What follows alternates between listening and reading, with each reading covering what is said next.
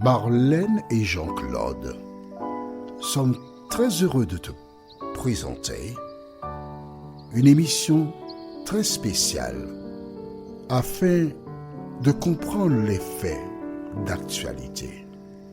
Merci pour ta fidélité. Merci pour ta fidélité. Merci pour le bonheur de connaître la parole de l'Éternel et de marcher selon cette parole. Aujourd'hui, notre thème est la prédiction, ou encore, si tu préfères, la prophétie. La référence se trouve au livre de Exode, chapitre 7, versets 8 à 10. Exode, chapitre 7, les versets 8 à 10. Avant de l'aborder, recherchons la présence du Saint-Esprit qui seul nous conduit dans toute la vérité. Au risque de me répéter, il est fortement suggéré, recommandé, d'avoir un cahier, au minimum 300 pages, et de prendre des notes pour retenir ce que tu comprends sous l'influence du Saint-Esprit. Prions. Notre Seigneur et notre Dieu, nous voici encore devant toi, vide et avide. Cet esprit continue de nous éclairer. Fais-nous du bien, nous t'en prions. Au nom de Jésus et pour ta gloire éternelle. Amen. Rappelle-toi, nous avons eu l'occasion de voir ensemble comment le peuple qui avait reçu avec beaucoup de joie la promesse, la nouvelle, que l'Éternel allait délivrer le peuple d'Israël à la première difficulté. Ils ont laissé tomber. À la première difficulté, ils ont perdu la foi. Vois-tu, un match de football dure 90 minutes. Et j'ai eu l'occasion de voir accidentellement, je dis bien accidentellement, un petit résumé sur TikTok. Un match entre l'Olympique lyonnais et l'Olympique de Marseille. Le match s'est terminé sur le score de 5 buts partout. 5 buts partout. Un match historique. Qu'est-ce que nous devons retenir de cela? C'est que chaque fois qu'une équipe marquait, l'autre regagnait la confiance, cherchait à égaliser. Et le match se termine qu'à la 90e minute, ou encore, s'il y a des arrêts de jeu, ça peut aller jusqu'à 94, 95, qu'importe. Mais jusqu'au coup de sifflet final, il faut continuer à jouer. Ce match, ça m'a interpellé. Tu sais pourquoi? Parce que, comme j'ai eu l'occasion de te dire, jeune, j'ai joué au club colonial à la Martinique. Une équipe qui m'a littéralement attiré. Pourquoi? Quand tu avais marqué un but sur le club colonial, il ne faut jamais croire que tu avais gagné. Les joueurs, ils jouaient jusqu'à la dernière minute, jusqu'au coup de sifflet final. En tant que chrétien, toi qui m'écoutes, n'oublie pas que jusqu'à ton dernier soupir, l'ennemi cherchera à t'arracher des mains de Jésus. Il essaiera, mais tu dois tenir ferme. Tu dois tenir ferme jusqu'au retour de Jésus. Le texte d'aujourd'hui, nous allons au livre de Exode, chapitre 7, les versets 8 à 10. Tu te rappelles, juste avant de le lire, on va regarder quelque chose.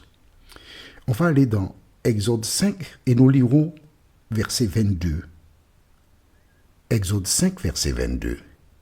Moïse retourna vers l'Éternel et dit, « Seigneur, pourquoi tu fais du mal à ce peuple?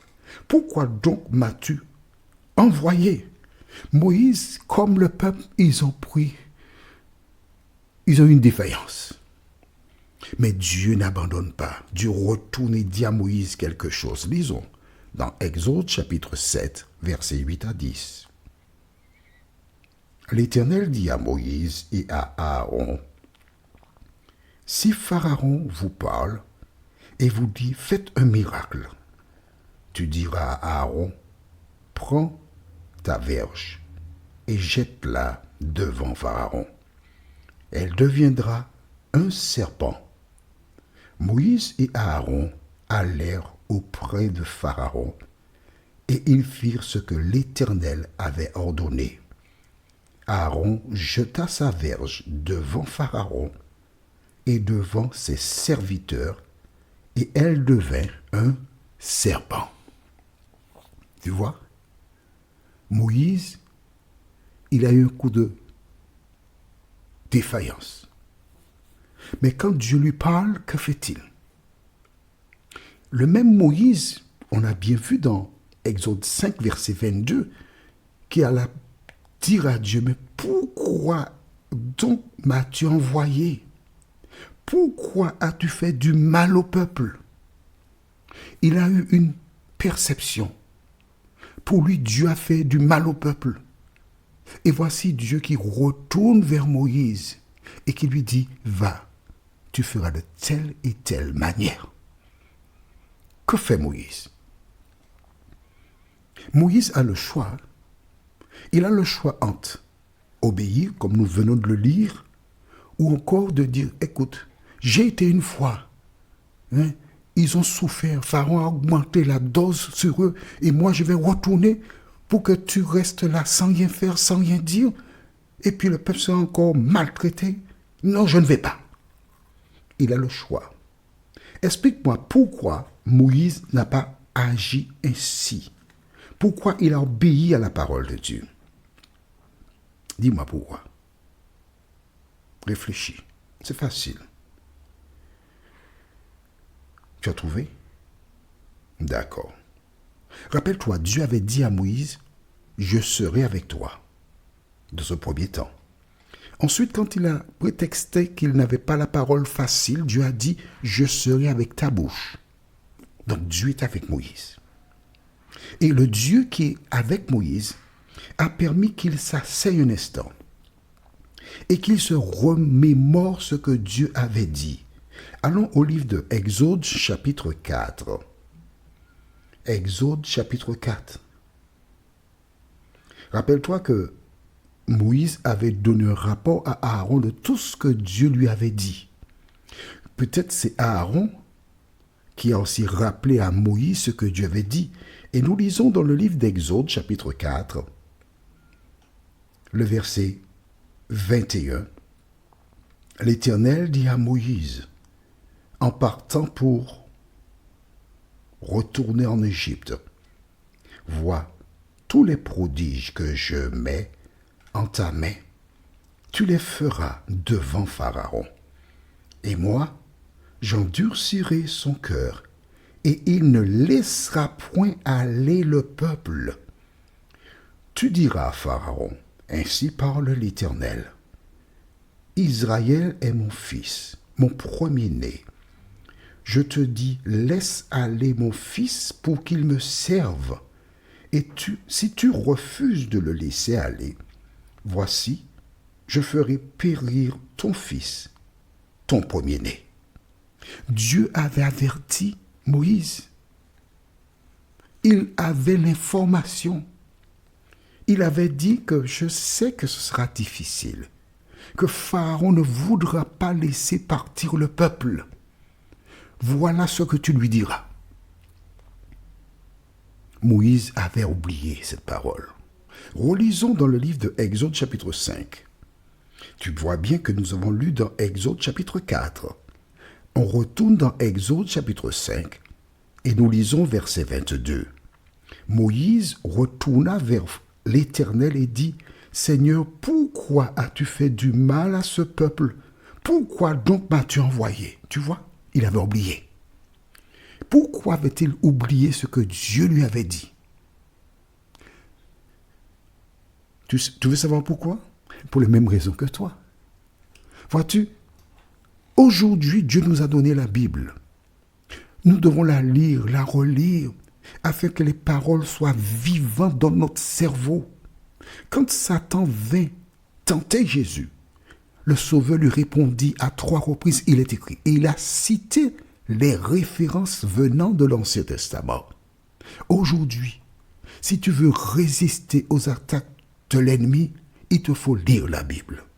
Alors, nous avons vu comment dans le chapitre 7, Dieu lui dit, tu iras et tu feras le premier signe. Tu te rappelles? Quand il était dans le désert, Dieu avait dit à Moïse, jette ta verge. Jette ta verge. Et elle devint un serpent. Tu te rappelles? Là maintenant, Dieu lui dit, fais ce premier signe. Moïse obéit à la parole de l'Éternel.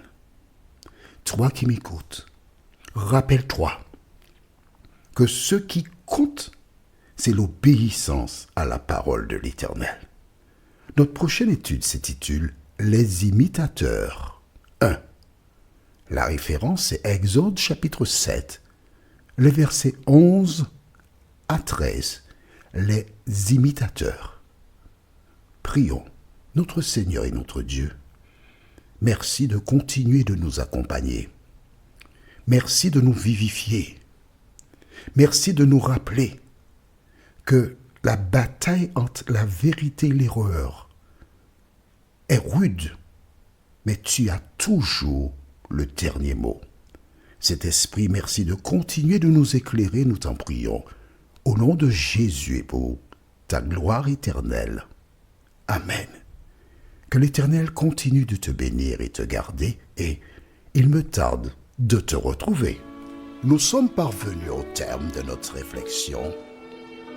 Si d'aventure tu as une question, il te suffit d'envoyer un message par le biais de WhatsApp au numéro suivant, plus 596 696 88 93 93.